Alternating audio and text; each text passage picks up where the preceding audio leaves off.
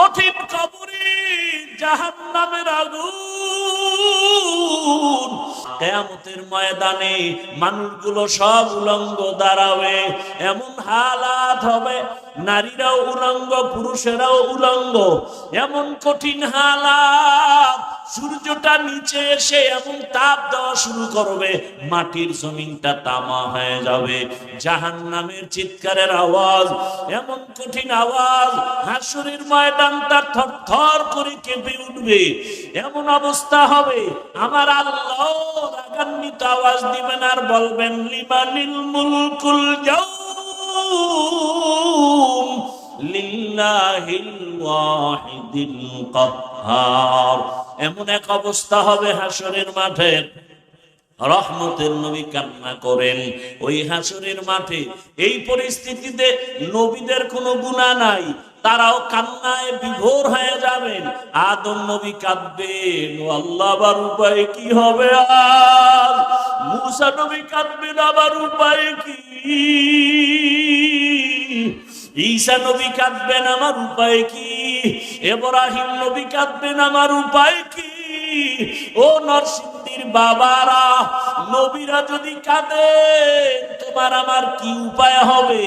ওরে তোমার আমার তো কোনো আমল নাই, নামাজ নাই, রোজা নাই, তেলাওয়াত নাই, জিকির নাই। যতটুকু নামাজ পড়ি সে নামাজের ভেতরে খুশু খুজু নাই। ওরে আমি যদি অবস্থায় আমার মালিকের দরবারে দাঁড়াই, আমার মাওলা আর বরদাস্ত করবেন না। আমার আল্লাহ আবার রাগান্বিত হয়ে বলবেন, ওয়ামতাজুল ইয়াউমা আইয়ুহাল মুজরিমুন। এ গুনাহগারেরা, নেককারদের থেকে আলাদা হইয়া যা।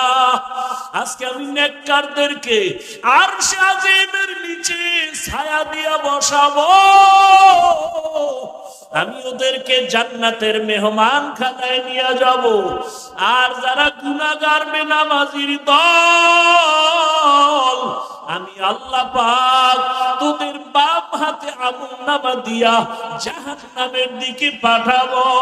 আমার আল্লাহ পাক যাদের বাম হাতে আমলনামা দিবেন, এদের হালাত এমন হবে, আল্লাহ বলবে ওদের বাম হাতটা সোজা ভাবে হবে না, বুকের মাঝে ছিদ্র করে ফেল। ছিদ্র করিয়া বাম হাতটা ঢুকাইয়া পিঠের থেকে বের করে দাও।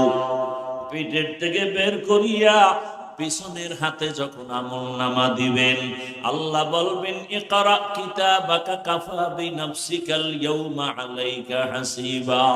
ও আল্লাহর বান্দারা, আজকে আমার এত সম্মান, দুটা চক্ষু বন্ধ করে ফিকির করো রে বাবা। আজকে আমার ডানে কত মোহাব্বতের মানুষ, বামে সামনে পেছনে অভাব নাই। কিন্তু বাবা একদিন তো আমার এই সব সারিয়া বিদায় হয়ে যেতে হবে। আজরাইল যেদিন আমার মাওলার অর্ডারে এসে হাজির হয়ে যাবে, আমার গায়ের জামাটা প্লেট দিয়া কেটে কেটে রেখে দিবে। আমার হাতের ঘড়ি আর একজনের হাতে চলে যাবে রে বাবা।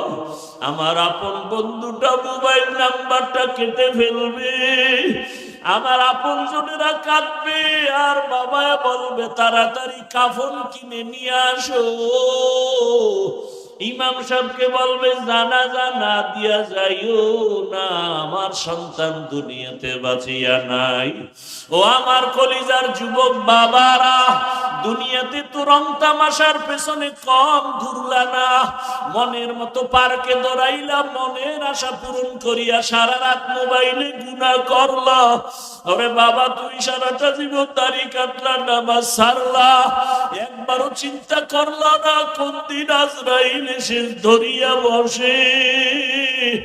ওরে আজরাইল এসে যদি হাজির হয়, মা কান্না করেও ধরে রাখতে পারবে না, বাবা ধরে রাখতে পারবে না।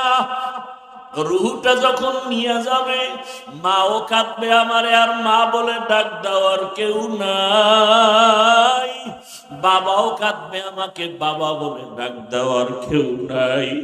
ওরে কেউ কাঁদবে আর বলবে, বাড়ির পেছনে তাড়াতাড়ি বাঁশবাগানে কবর খনন কর, কেউ বলবে তাড়াতাড়ি গরম পানি কর, মশারি টানা, জীবনের শেষ গোসল দেওয়া হবে।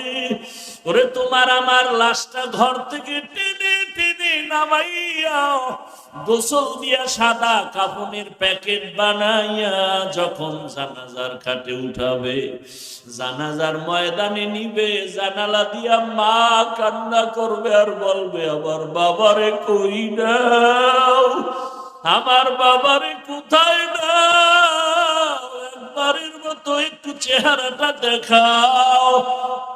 শেষবারে আমার বাবার চেহারাটা দেখি। ও যুবক বাবা, একবার মা দেখবে আর দেখা হবে না, শেষ। এবার জানাজা পড়াইয়া কবরের দিকে রওনা।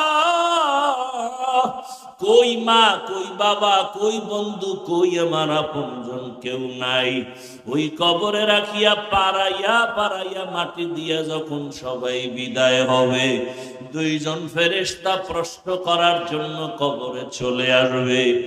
আমার বান্দা যখন নামাজ না নিয়া গুনাহগার হইয়া কবরের বিছানায় যাবে, তখন বান্দা একটা জবাবও দিতে পারবে না। নবী বলেন তখন ওই গুনাহগার বেনামাজিরা ওরা শুধু আফসোস করবে আর বলবে হা হা লা আদরি, আফসোস আমি কিছুই জানি না, কিছুই জানি না। আমার মাওলা তখন রাগ হইয়া কুদরতের আওয়াজ দিয়া বলবে কবরের ফেরেশতা, এই নাফরমানের দুনিয়াতে আমি কত আদর করেছি, আমার দেওয়া সূর্যের আলো, চাঁদের আলো, পানি বাতাস সব নিয়ামত দিলাম, আমার দেওয়া সব নিয়ামত খাইয়া নামাজ পড়ে নাই, রোজা রাখে নাই, তেলাওয়াত করে নাই, পর্দা করে নাই, আলেম উলামার কথাও মানে নাই, বিরোধিতা করত। এখন আর ছাড় দেওয়া যাবে না, সুযোগ দেওয়া যাবে না। আল্লাহ বলবে ফেরেশতা কবরের সাথে জাহান্নামের সাথে রাস্তা করে দাও, জাহান্নামের আগুন কবরটা ভরিয়া যাবে। কবরের ভেতরে সাপ। আমার আল্লাহ কুদরতের আওয়াজ দিয়ে রাগ হয়ে বলবেন কবরের মাটি, এই নাফরমানকে দুই দিক থেকে জোরে জোরে চাপ দাও। এত জোরে চাপ দিবে পাঁজরের হাড়গুলো চুরমার হয়ে যাবে। ওরে কবরের চিন্তায় রসুলের সাহাবী ওসমান রাদিয়াল্লাহু আনহু কান্না করলেন আজীবন। আবু বকরের কান্না, ওমরের কান্না, অথচ তাদের কত সুন্দর ইখলাস, তাকওয়া, আমল। আপনার আমার তাকওয়া নাই, ইখলাস নাই, আমল নাই, কান্না নাই। আল্লাহর আদালতে এই অবস্থায় গেলে কি উপায়? ও আমার যুবক বাবারা, বৃদ্ধ বাবাজিরা, পর্দার আড়ালের মা বোনেরা, এখনো সময় আছে। আমার মালিকের ডাক দাও, মন থেকে আমার মালিকের ডাকো আর বলো হে মালিক। আলিহি ওয়াসাল্লিম তাসলিমা। وبعد فأعوذ بالله من الشيطان الرجيم. بسم الله الرحمن الرحيم.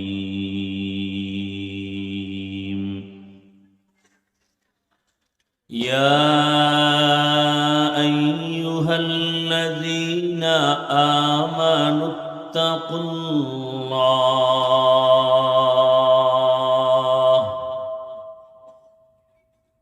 يا أيها الذين آمنوا اتقوا الله وكونوا مع الصادقين.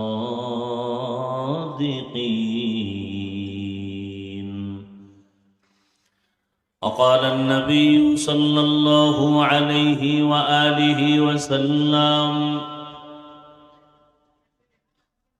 من تشبه بقوم فهو منهم. صدق الله مولانا العظيم وصدق رسوله النبي الأمي الكريم. ونحن على ذلك من الشاهدين والشاكرين والذاكرين والحمد لله رب العالمين. سبحانك لا علم لنا إلا ما علمتنا إنك أنت العليم الحكيم. رب اشرح لي صدري ويسر لي أمري واحلل عقدة من لساني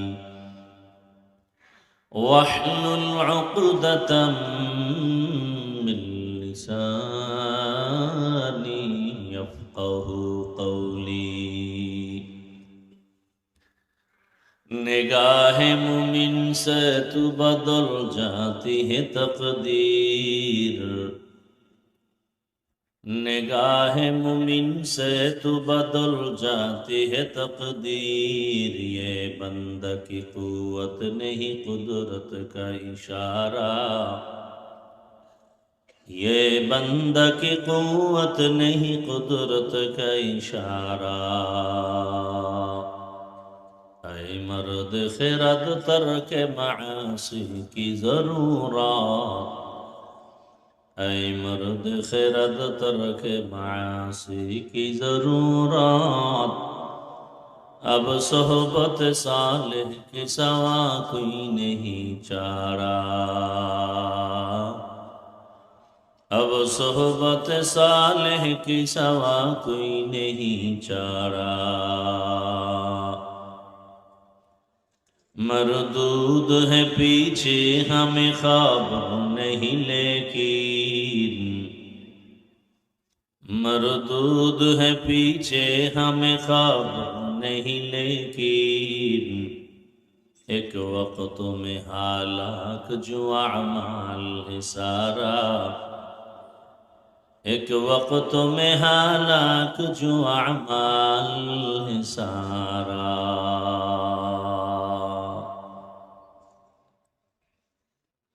নরসিংদী জেলার প্রাণকেন্দ্রে আয়োজিত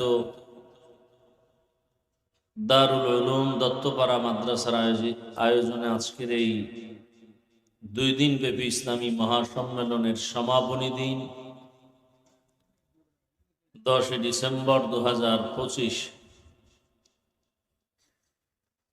মহতি এ মাহফিলে উপস্থিত মোহতারাম সম্মানিত সভাপতি আলহাজ আনোয়ার হোসেন সাহেব, প্রধান অতিথি আলহাজ মাসুদুর রহমান সাহেব সহ অন্যান্য অতিথিবৃন্দ, হযরত উলামায়ে কেরাম, যারা আহ্বানে এখানে হাজির হয়েছি, নরসিংদীর কৃতি সন্তান আলেম ওলামাদের আস্থাভাজন ব্যক্তি, ঐতিহ্যবাহী দারুল উলুম দত্তপাড়া মাদ্রাসার স্বনামধন্য মোহতামিম হাফেজ মাওলানা শওকত হোসেন সরকার সাহেব, আগত এলাকার বিভিন্ন স্থান থেকে আল্লাহ পাকের আশিকিন, জাকিরিন, শাকিরিন, মুহিব্বিন, মুরব্বিয়ান এজাম, কলিজার টুকরা সমবয়সী যুবক বন্ধুগণ, স্নেহের ছোট ভাই, পর্দার আড়ালে মা বোনেরা, আল্লাহ পাকের দরবারে শুকর যে আল্লাহ আমাদেরকে সুস্থ রেখেছেন, আলহামদুলিল্লাহ। জীবনের এক অমূল্য সম্পদ আমাদের সুস্থতা। টাকা পয়সা বাড়ি গাড়ি সব আছে, কিন্তু আপনি আমি অসুস্থ, জীবনের কোনো মূল্য নাই। টাকা পয়সা বাড়ি গাড়ি তেমন নাই, কিন্তু আপনি আমি সুস্থ, এই জীবনের থেকে শান্তির জীবন আর আল্লাহ আমাদের এই সুস্থতাকে দায়েমান কবুল করেন। এখনো যারা অসুস্থ, ঘরে বিছানায়, হসপিটাল, আল্লাহ তাদেরকেও সুস্থ করে দেন। হাজারো লাখো মানুষের ভেতর থেকে বাছাই করে দয়াময় আল্লাহ আমাদেরকে প্রচন্ড ঠান্ডার ভেতরে দীর্ঘ সময় ধৈর্যের পরিচয়ে মাটির উপরে বসে আছেন আপনারা। আল্লাহ পাক দয়া করেছেন, না হয় এটা সম্ভব না। এজন্য আরেকবার সে দয়াময় আল্লাহর শুকর আদায় করি, আলহামদুলিল্লাহ। নবীজি বলেন, আলহামদু আলা নিয়ামতি আমানুল লিজাওয়ালিহা, নিয়ামতের শুকর আদায় করলেই আল্লাহ নিয়ামত তার উপরে শুকরের বরকতে স্থায়ী করে দেন। দরুদ ও সালাম সৈয়দুল মুরসালিন রহমাতুল লিল আলামিন শফিউল মুজনিবিন খাতামুন নবিয়্যিন সৈয়দুস সাকালাইন ইমামুল মুরসালিন শফিউ আযম রাসূল আকরাম রহমতে আলম নবিয়ুল আরব আল আজম हबीब किबरिया अशरफुल अंबिया सय्यदुल अंबिया शफीअ महशर साक़ी कौसर आका नामदार मदीना का ताजदार आफताब नबूवत फ़ख्र मौजूदात सय्यदुल मखलूक़ात हज़रत मुहम्मदुर रसूलुल्लाह सल्लल्लाहु अलैहि व आलिहि वसल्लमेर উপর সর্বোপরি শুকর যারা এই সুন্দর আয়োজন করেছেন, বিশেষ করে এই মাদ্রাসার আসাতেজায়ে কেরাম, তালিবুল ইলম, এলাকার যুবক, বৃদ্ধ, ব্যবসায়ী, শ্রমিক, চাকুরিজীবী, বিভিন্ন শ্রেণী পেশার মানুষ সময়, পরামর্শ, অর্থ দিয়ে দোয়া করে উপস্থিত হয়ে মাইক, লাইট, প্যান্ডেলের ব্যবস্থাপনার মাধ্যমে সহযোগিতার যে যতটুকুই করেছেন, প্রত্যেককেই আল্লাহ পাক এই বরকতে দুনিয়াতে শান্তি, পরকালে মুক্তির ব্যবস্থা করে দিন। গতকাল এবং আজ দেশের শীর্ষস্থানীয় হযরত উলামায়ে কেরাম, পীর, মাশায়েখ কোরআন সুন্নাহ ভিত্তিক দিক নির্দেশনামূলক আলোচনা রেখেছেন, আপনারা শুনছেন। বর্তমান সময় যাদের দিকে মানুষ তাকিয়ে আছে কোন একটা সিদ্ধান্ত পাওয়ার আশায়, উজানির হযরত, চরমনের হযরত গতকাল বয়ান করেছেন, জাতি এখন চূড়ান্ত এক বিজয়ের অপেক্ষায় প্রহর গুনতেছে। দিশেহারা, কোন দিকে যাবে, কি করবে। সেই সময় আজকের এই নরসিংদী জেলার এই প্রাণকেন্দ্রে এত সুন্দর এক আয়োজন আল্লাহ পাক আমাদের নাজাত ও হেদায়াতের জরিয়া হিসেবে কবুল করেন। আমি দোয়া নেওয়ার আশায় আপনাদের কাছে আসছি। দোয়া জীবনের সব থেকে বড় পুঁজি সফলতার জন্য। আর দোয়া হুয়াল ইবাদাহ, দোয়া একটা স্বতন্ত্র ইবাদত। আপনাদের সকলের যেই পরিমাণ একচ্ছত্রভাবে দোয়ার প্রয়োজন, আপনাদের সবার দোয়া আমার একার প্রয়োজন।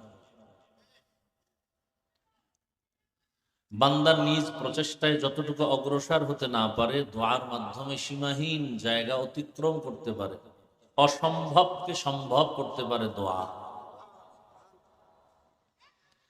এ মজলিসে অবশ্যই আল্লাহর কিছু প্রিয় বান্দা আছেন যারা কিছু চাইলে আল্লাহ ফিরাই দিবেন না। লাউ আকসামা আলাল্লাহ লা আবাররা। আল্লাহর কিছু প্রিয় বান্দা আছেন এমন যে আল্লাহর কাছে যদি খুব কঠিন ভাবে চায়, আল্লাহ তাকে দিয়ে দেন। আর আল্লাহর কাছে চাইলে আল্লাহ দিবেন না তো কাকে দিবেন? আল্লাহর কাছে প্রিয় তো মানুষ। আল্লাহর কাছে আর কোনো প্রাণী প্রিয় নাই। আবার এই মানুষের মধ্যে যারা আল্লাহর গোলামি করে, এরাই তো সব থেকে দামি, সব থেকে প্রিয়। এজন্যই তো রহমতের নবী কার কাছে চাইতেন? নবী বলেন, ইজা সাআলতা ফাসআলিল্লাহ ওয়া ইজা ইসতাআনতা ফাসতাইন বিল্লাহ।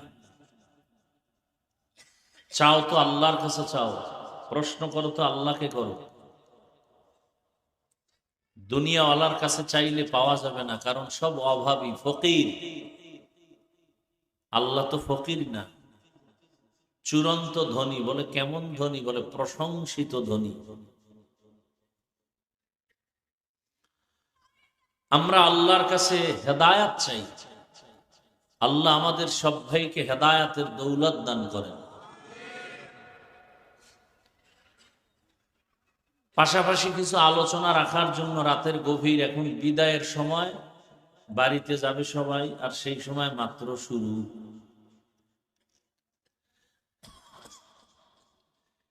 আসলে বান্দা চাইলে কিছুই হয় না, আল্লাহ চাইলে সব হয়। আপনারা চেয়েছিলেন 12টার মধ্যে বাড়ি যাবেন, আমিও চেয়েছিলাম, কিন্তু তাকদীরের ফয়সালা, যখন আমরা যাওয়ার নিয়ত করেছি তখন মাত্র বয়ান শুরু হচ্ছে, এখনো হয়নি।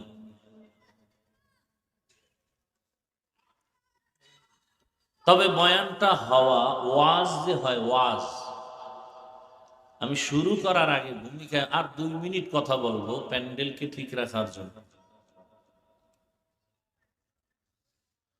একটা হলো ওয়াজ, ওয়াজ হওয়ার জন্য 2 পুঁজি লাগে। ওই 2 পুঁজি না থাকলে ওয়াজ হয় না, আওয়াজ হয়। বলে আওয়াজ আর ওয়াজ বুঝবো কি করে? বলে আওয়াজে মানুষের শরীর গরম হবে আর ওয়াজে মানুষের কলব গরম হয়ে যাবে। এবার কঠিন জিনিস, অনেক কিছু বুঝতে হয়, বোঝানো যায় না। আমরা তো কলবই চিনি না, একজনে বলে কলব নাকি কপালে।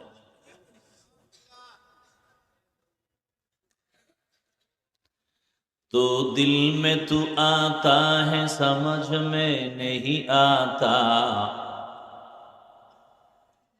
तो दिल में तू आता है समझ में नहीं आता, बस जान लिया मैं तेरे पहचानो यही है, बस जान लिया मैं तेरे पहचानो यही है। আমিও অনেক অসুস্থ, মনে চায় বয়ান করতে কিন্তু শরীর দিতেছে না। পাওয়ারি ঔষধ খেয়ে আসলাম, 1 সপ্তাহ বিছানায় ছিলাম, একটা প্রোগ্রামেও যেতে পারিনি। অনেকে জানেন, আপনাদের দোয়া আবার আল্লাহ সুস্থ করে, পরিপূর্ণ না, খুবই অসুস্থ, যেটা বলাটাকে নিজের কাছে খুব ভয় লাগে। কারণ অনেকে স্টেজ উঠে অসুস্থতা প্রকাশ করাটা অনেক সময় অহংকারী মনে হয়। আসলে অসুস্থ, আমার খুব কষ্ট হইতেছে কথা বলতে। তারপরও আশা করি আপনারা দোয়া করলে কিছু বলার সুযোগ কে দিবেন? আল্লাহ দিবেন। তো ওয়াজ হওয়ার জন্য কয় পুঁজি লাগবে ভাই? 2 পুঁজি, ডাইরেক্ট আল্লাহর রহমত, আর দ্বিতীয় হলো উপস্থিত শ্রোতাদের কলিজা ভাঙ্গা মুহাব্বত। আর ওয়াজ যখন শুরু হবে তখন কলব গরম হবে, আর কলব ওয়ালারা স্থির থাকবে না, অস্থির হয়ে যাবে। কি হয়ে যাবে? দলিল,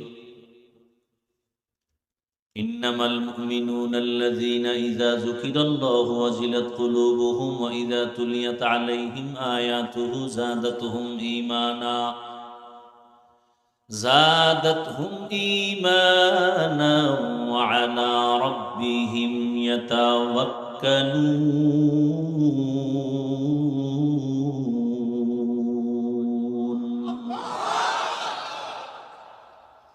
কলব কি হয়ে যাবে? গরম হবে। গরম হলে স্থির না অস্থির? ভূমিকম্প হয়েছে গোরাসাপ, আমার বিল্ডিং কাঁপে কেন নারায়ণগঞ্জ? হ্যাঁ, ভূমিকম্প হয়েছে জমিন থেকে 30 ফিট নিচে, 90 ফিট নিচে, 100 ফিট নিচে, উপরের 100 হাত বিল্ডিং কাঁপে কেন? প্রশ্ন আছে না নাই? জবাবও আছে না নাই? এতগুলো মানুষ উজানির মাঠে বয়ান শুনে, চরমনাই বয়ান শুনে, নরসিংদী বয়ান শুনে, এই এত বয়ান করতে দিবা না রে ভাই। মহারাডারে মারো কেন? কয় লড়ে কেন? বয়ান করতে দিবা না যে কাহিনী শুরু করছে। নিজেকে কন্ট্রোল করা অনেক দাম।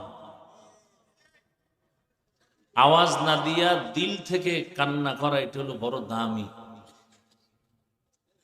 দিল থেকে কান্না, চোখে পানি।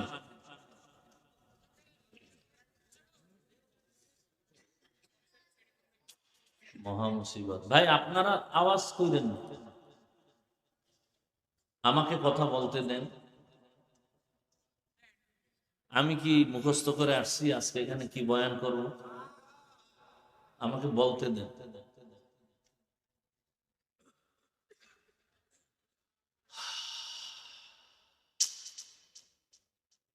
কন্ট্রোল করার চেষ্টা করি। ভূমিকম্প হইতেছে, বিল্ডিং থেকে দৌড়ায় বাঁচার জন্য। নারীও দৌড়ায়, পুরুষও দৌড়ায়, বাচ্চার খবর নেই। আওয়াজ দিবেন না, ঠান্ডা মাথায় কথা শুনবেন। আমি বুঝাইতে আসছি, এখানে কলবের বয়ান হবে, অতএব জবান বন্ধ থাকবে। কলবে আওয়াজ হবে, জবানে আওয়াজ হবে না। আওয়াজ লাগলে তখন বলবো, তখন দিবেন, তাও স্বাভাবিক। আওয়াজেরও কিছু কথা আছে, একটু ঢুকে লই। কারণ দেশের যে পরিস্থিতি, এখন আর চুপ থাকার সময় নেই। দায়িত্ব চেয়ে নেওয়া উচিত না, কিন্তু খুনি ধর্ষকরা যখন উল্টাপাল্টা করবে, তখন আমানতদার চরিত্রবানরা সেখান থেকে দায়িত্ব চেয়ে নেওয়াই শরীয়ত। দেশটাকে নাপাক করে ফেলতেছে, এখান থেকে উদ্ধার করতে পারে একমাত্র ইসলাম। আল্লাহ আমাদের হেদায়াত দান করুন।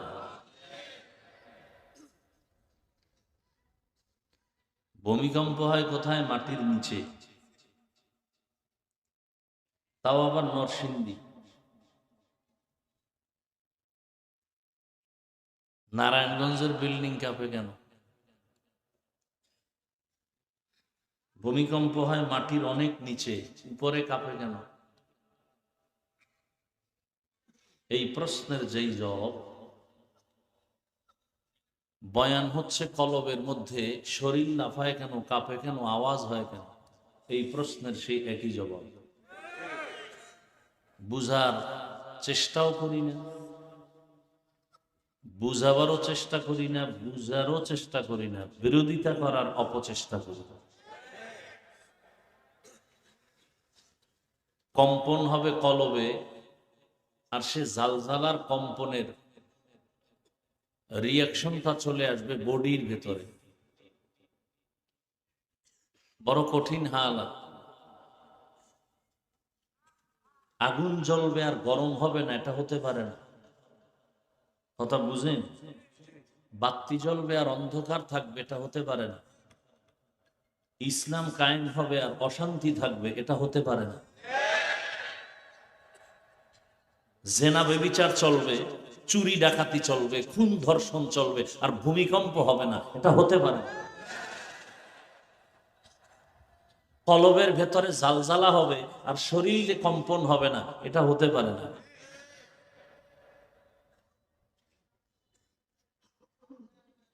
আল্লাহ বুঝার তৌফিক দান করেন। সব বয়ানের মূল কথা বুঝ ঠিক করা। বয়ান আপনারা সবাই জানেন, শুধু বুঝ ঠিক নেই। বুঝ ঠিক থাকলে, আমি টুপি পরছি, আপনি যে আল্লাহর গোলাম, আমি সে আল্লাহর গোলাম, আপনি যে নবীর উম্মত, আমি সে নবীর উম্মত, আপনি যে কোরআন মানেন, সে কোরআন আমি মানি, আপনার কালেমা আমার কালেমা, আপনার ধর্ম আমার ধর্ম, সব এক, কাবা এক, দুনিয়াতে আসছি সিস্টেম এক, বিদায় বেলা কাফনের সংখ্যা এক, কালার এক, কবরের সাইজ এক, প্রশ্ন এক। তাহলে আমি টুপি পরছি, আপনাকে টুপি পরেন না কেন? আপনাকে টুপির জন্য আলাদা বয়ান দিতে হবে কেন? আমি দাড়ি রাখছি, আপনি দাড়ি রাখেন না কেন? দাড়ির জন্য আলাদা বয়ান দিতে হবে কেন?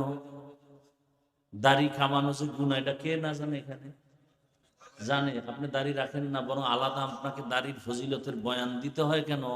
বুঝ ঠিক নেই। কি ঠিক নেই? বুঝটা ঠিক হয়ে গেলে হুজুর না, কলেজের প্রফেসর দাড়ি রেখে দিবে। বুঝ ঠিক হয়ে গেলে র্যাবের চাকরি করেনওয়ালা র্যাবও দাড়ি রেখে দিবে। আর বুঝ যদি ঠিক না হয়, তাহলে আমার মতো হুজুরেও মহিলাকে এক জায়গায় বসাইয়া একসাথে আড্ডা দিবে। আমার বুঝ কি? টুপি দিলেই শান্তি সম্মান। আপনার বুঝ কি? টুপি দিলেই মাথা গরম। আমার বুঝ কি? দাড়ি রাখলেই সম্মান। আপনার বুঝটা কি? দাড়ি রাখলেই যৌবনের ভাব শেষ। অথচ দাড়ি কাটলে, এই মোবাইলে আকাম করো, ভালো করার কিছু কাজ আছে না? এই দাড়ি কাটলে শরীরের কি কি ক্ষতি হয়, চিকিৎসা বিজ্ঞানীরা কি বলছে এটা তো মানবা। হুজুর গোটা না মানলেও তুমগো জাহান নামে যাওয়া লাগবে না, জান্নাত রিজার্ভ হয়ে যাও। কিন্তু চিকিৎসা বিজ্ঞানী যারা, এদের কথা তো তুমি অমান্য করলে তুমি মানুষ থাকবে না। চিকিৎসা বিজ্ঞানীরা কি বলে, রিসার্চ করছে দাড়ি কাটলে কি হয়, পরকালের ফিডা তো ভিন্ন। নগদ শাস্তি কি, চোখের পাওয়ার কমে যায়। নগদ শাস্তি কি, যৌবন দৌড় দিবে। দাড়ি কামানো বাড়ছে, যৌবনও দৌড় দিছে, হারবাল কোম্পানি ওপেন চ্যালেঞ্জও দেওয়া শুরু করছে। এগুলি কি মাঠে বলার কথা? লজ্জা ফেলায় বলতেছি এই বেহায়া মানুষগুলোকে বুঝাবার জন্য। এরপরও তো লজ্জা হয় না। আল্লাহ হেদায়াত দান করুন। আরো বলবো, এটি সাইডে দিছে। দাড়ি কামানো যেই গুনাহ, দাড়ি ছোট করে রাখা একই গুনাহ। আরো মারাত্মক অপরাধ হলো একজনারও মোনাজাত কখনোই কবুল হবে না, কবুল হবে না, কোনো মোনাজাত কবুল হবে না যতদিন পর্যন্ত দাড়ি রাখার জন্য নিয়ত না করবে। আরো বলবো, যারা দাড়ি কাটে আর ছাটে দোনো দলের 24 ঘন্টার সেকেন্ডে সেকেন্ডে সেকেন্ডে সেকেন্ডে সেকেন্ডে সেকেন্ডে অল টাইম কবিরা গুনাহ, কবিরা গুনাহ, কবিরা গুনাহ। ও ঘুমায় থাকলেও গুনাহ লেখা বন্ধ নেই। বলার দরকার মনে করি না। আল্লাহ যদি বুঝ দেয় তো এক কথায় বুঝ, আর যদি না দেয় তো আমি হাফিজুর রহমান কেন আর মক্কা মদিনার ইমাম কেন, রসুল বুঝাইলেও ওর কপাল খুলবে না। এবার বুঝেন কত বড় নিকৃষ্ট কপাল পোড়া যে রসুলের বয়ানেও হেদায়েতের দরজা খুলেন। এমন কোন নিকৃষ্ট বেঈমানের কথা আপনাদের জানা আছে? যেই রসুলকে দেখলেই পেটের ক্ষুধা থাকে না, যেই রসুলকে মোহাব্বতের নজরে দেখলে জাহান্নামের আগুন হারাম, সেই রসুলকে 13 বছর দেখলো, বয়ান শুনলো, এক দস্তারখানে খাইলো, কালেমা পড়লো না। এরকম কপালওয়ালার নাম জানেন কি নাম? আবু জাহাল। আবু জাহাল, জাহলুন। আবার অন্যদিকে 27 বছরের যুবক তরবারি নিয়ে দৌড়ায় রসুলকে জবাই করবে। কয় বছরের যুবক? নবীজির দেখা মাত্র তরবারি ফালায়, বলেন নবী মাপ চাই, কালেমা পড়ায়। এই কপালওয়ালাকে বলেন, এর নাম কপাল। কপাল যদি পুড়িয়ে যায় তো আমার বয়ান কেন, রসুলের বয়ানও কপাল খুলবে। মাইয়াহদিল্লাহু ফাহুয়াল মুহতাদ ওয়া মান ইউদ্লিল ফালান তাজিদ লাহু ওয়ালিয়াম মুরশিদা। আল্লাহ যাকে হেদায়েত দিবেন সে পেয়ে যাবে, যার কপাল খারাপ আল্লাহ তাকে হেদায়েত দিবেন না, সে হেদায়েত পাবে পরের কথা, হেদায়েত পাওয়ার কোনো মুর্শিদও পাবে না, পথ প্রদর্শক পাবে না। কপাল বড় কঠিন জিনিস। আল্লাহ আমাদেরকে ওমরওয়ালা কপাল দান করেন, নাকি আবু জাহালওয়ালা? ওমরওয়ালা কপাল যাদের, এরা মোনাজাত দিয়া যাবে আর কানবে, আল্লাহ গুনাহ তো কম করি নাই, মাফ করে দাও। কান্নাকাটি করে যাবে, ফজরে মসজিদে হাজির। আর আবু জাহালওয়ালা কপাল যদি দুই একটা পইরা যায় মাঠে, এরা মোনাজাতের আগে আগে যাবে, গিয়ে একটা বেলুন কিনবে, বেলুন, প্লাস্টিকের বেলুন আর একটা প্লাস্টিকের মাছ, এটারে কাঁধে ঝুলায় বাড়ি যাবে। বউ কইব কি পাইছো? আছে পাইছি মোনাজাতে বেলুন, কবুল হয়ে গেছে। এরম আশেক নাই? আল্লাহ হেদায়েত দান করে।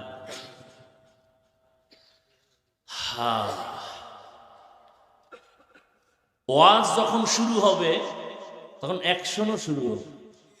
কোথায় অ্যাকশন শুরু হবে? কলবে। কলবের মধ্যে যখন অ্যাকশন শুরু হবে, চোখ বেয়ে পানি বেরোবে।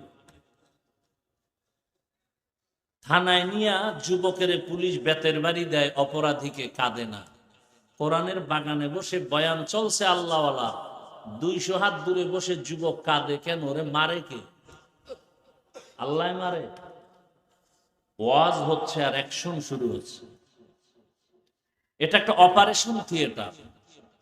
দুনিয়ার হসপিটালে অপারেশন হয় বডির, আর কোরআনের বাগানে অপারেশন হয় কলবের, রুহের। হসপিটালে অপারেশন হয় দেহের, কোরআনের বাগানে অপারেশন হয় রুহের। হসপিটালে ওখানে অপারেশনের জন্য সময় দিতে হবে, টাকা ব্যয় করতে হবে, রক্ত যাবে, সেলাই লাগবে, এরপরে সাইন দিতে হবে নিদাবি, এরপরে কান্না শুরু হয়ে যাবে রোগীর আশপাশ যারা আপনজন তাদের। এখানে অপারেশন হবে, টাকা যাবে না, সময় যাবে, সাইন দেওয়া লাগবে না, কিন্তু অপারেশন সাকসেস যখন হয়ে যাবে তখনই চোখে পানি নেবে। যার চোখে পানি আসবে বোঝা যাবে অপারেশন কামিয়াব, কলবের অপারেশন সাকসেস। আল্লাহ হেদায়াতের দৌলত দিয়ে আমাদেরকে কবুল করে। যে আয়াত হাদিস পড়েছি তরজমাটা বলেনি। ইয়া আইয়ুহাল্লাযীনা আমানুত্তাকুল্লাহা ওয়া কুনু মা'আস সাদিকিন। দুনিয়ার মুমিনেরা আল্লাহকে ভয় করো, তাকওয়া অর্জন করো।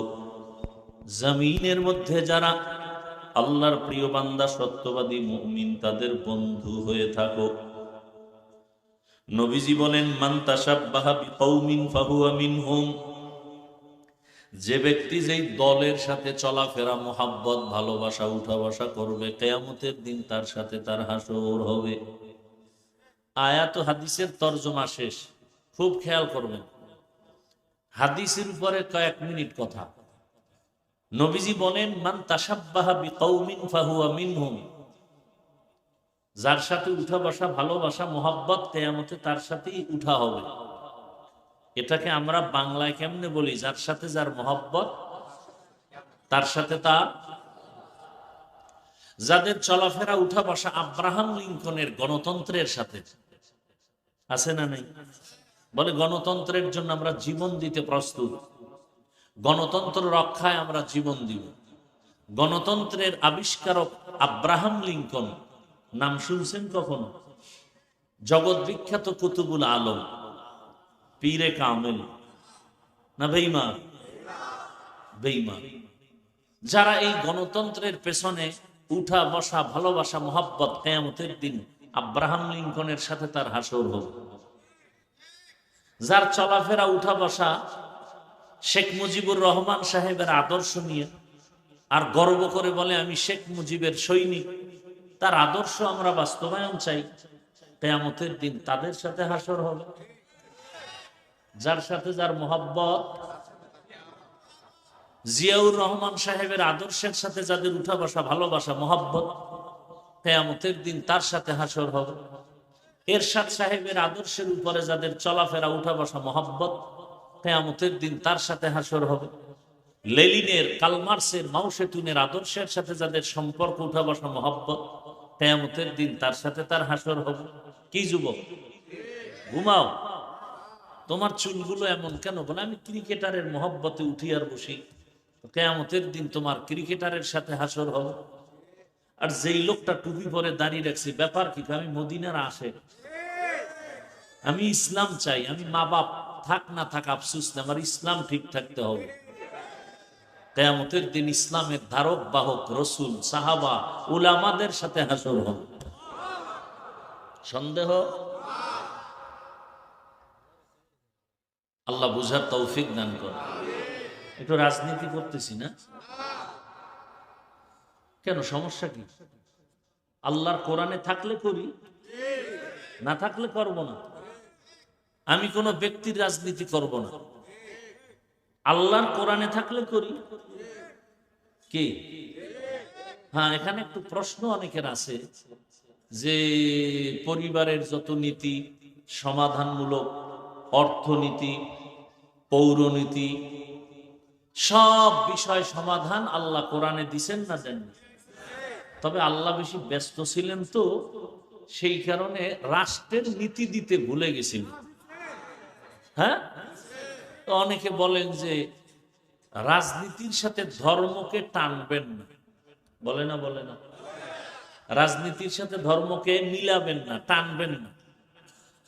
আরে ভাই, আমাদের ধর্ম ইসলাম আর রাজনীতি আলাদা ছিল কবে? হ্যাঁ, বরং আমাদের ইসলাম যা, রাষ্ট্রনীতি তা। ইসলাম ছাড়া আমাদের কোনো নীতি নেই। সমাজনীতি, পরিবার নীতি, সব নীতি সব ইসলামের নীতি। কথা বলেন না কেন? একেবারে একটার সাথে আর একটা লাগানো। বলে কেমন? বলে সূর্যের সাথে আলোটা যেমন লাগানো, ফুলের সাথে ঘ্রাণটা যেমন লাগানো, আমাদের পরিবার নীতির সাথে ইসলাম লাগানো, অর্থনীতির সাথে ইসলাম লাগানো। অর্থনীতি মানে ইসলাম। কি বলেন? রাজনীতির সাথে ইসলাম লাগানো। যদি মনে করেন না ফুল থেকে ঘ্রাণ আলাদা হলে ওই ফুল যেমন ফুল থাকে না, ঠিক আমাদের রাষ্ট্রনীতি রাজনীতির থেকে ইসলামকে আলাদা করলে এটা রাজনীতি থাকে না, দুর্নীতি হয়ে যায়। মানুষের জীবনের কল্যাণের একমাত্র নীতি ইসলামের নীতি। কমপ্লিট নাকি দুর্বল? আমি দুর্বল ইসলাম মানি না, দুর্বল কোরআন মানি না। আপনারা মানলে মানতে পারেন। আমি এমন কোরআন মানি, এমন ইসলাম মানি যেটা পারফেক্ট এবং পাওয়ারফুল, যেটা আসা মাত্র পরিবারে শান্তি, ব্যক্তিতে শান্তি, সমাজে শান্তি, ব্যবসায় শান্তি, অর্থনীতিতে শান্তি। এক কথায় শান্তির একমাত্র ঠিকানার নাম ইসলাম।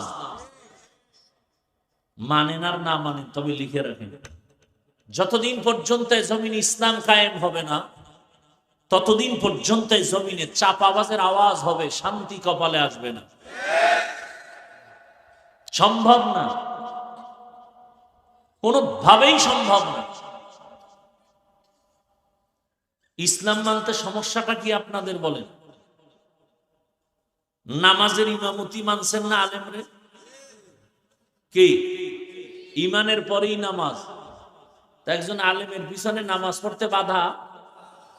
বিবাহের সময় ইমাম মানছেন কারে? আলেম। বাধা সেখানে বাধা নাই, সংসদে আলেম গেলে বাধা কেন? রাষ্ট্রের ইমাম মানতে আলেমকে ইমাম মানতে বাধা কেন? হ্যাঁ, আলেমরা পারবে না কিছু না? আপনারা কি পারছেন? আপনারা কি পারছেন? বাবার সামনে মেয়েকে উলঙ্গ করে ধর্ষণ করতে পেরেছেন। স্বামীর সামনে তার স্ত্রীকে উলঙ্গ করে ধর্ষণ করতে পেরেছেন। আপনারা কি পেরেছেন? ব্যবসায়ীর দোকানে লুটপাট করতে পেরেছেন। কোনদিন এটা আলেমের দ্বারা সম্ভব? কোনদিন সম্ভব না, কল্পনাই করা যায় না।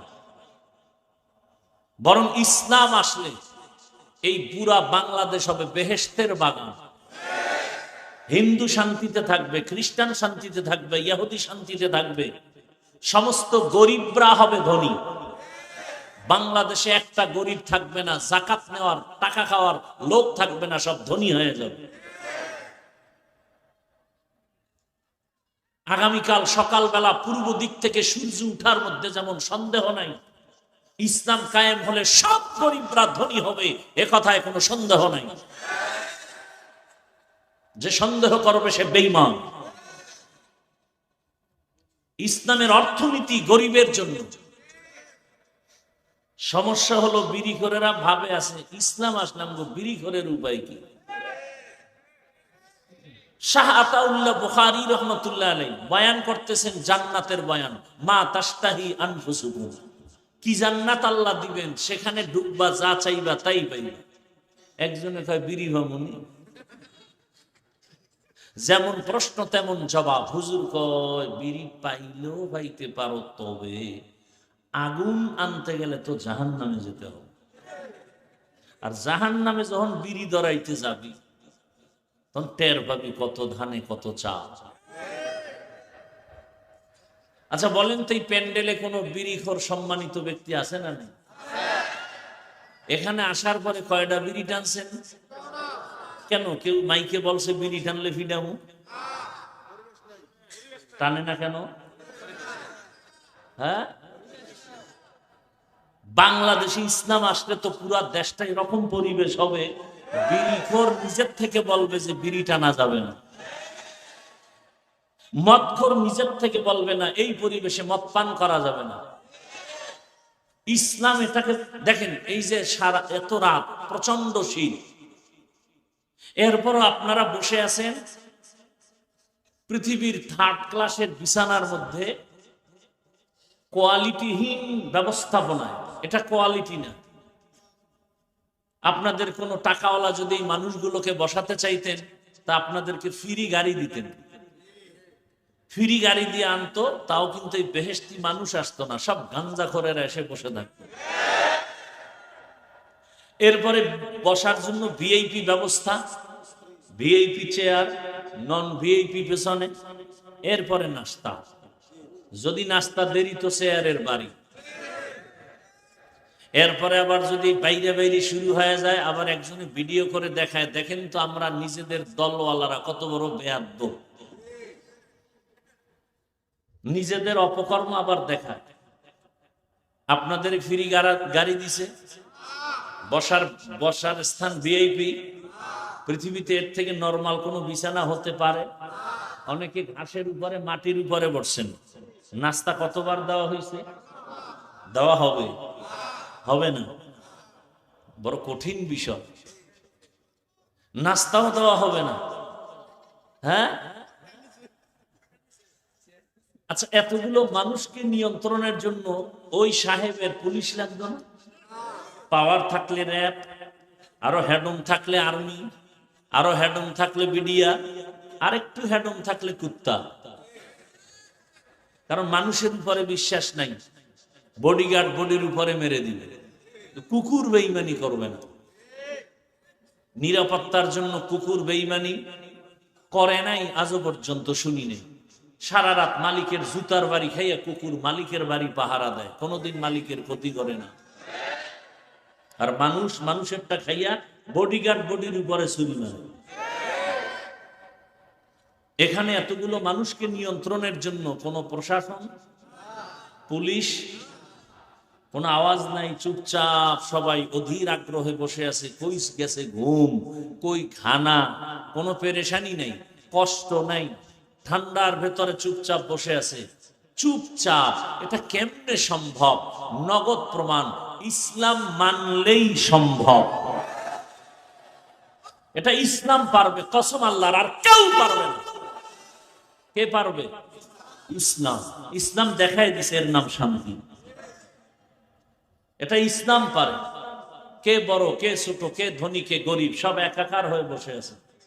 মানুষ পাগল হয়ে যায় না খাইয়া, খাওয়ার জন্য এত পাগল। মসজিদে গিয়েও খানা, হাটে আর চাটে।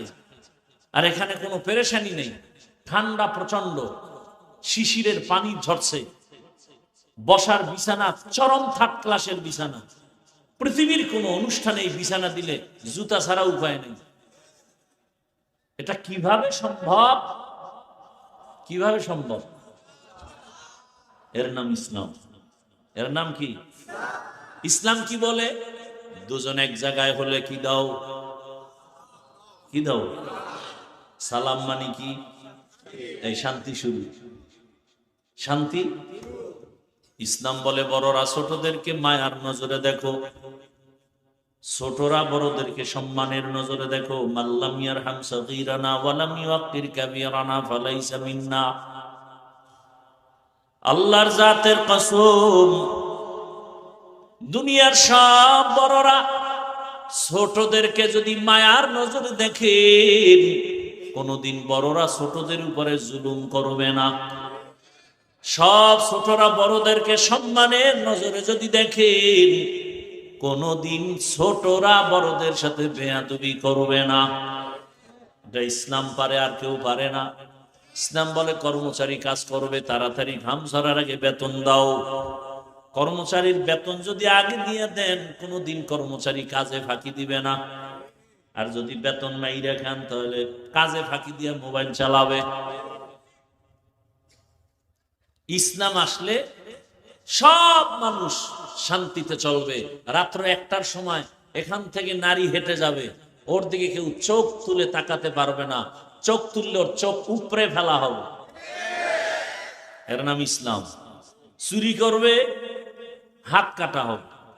একজনে কয় ইসলাম আসলে উপায় নেই, হাত কাটবে। এদেশে হাত আর থাকবে না। সৌদি আরবে কি হাতওয়ালা মানুষ নেই?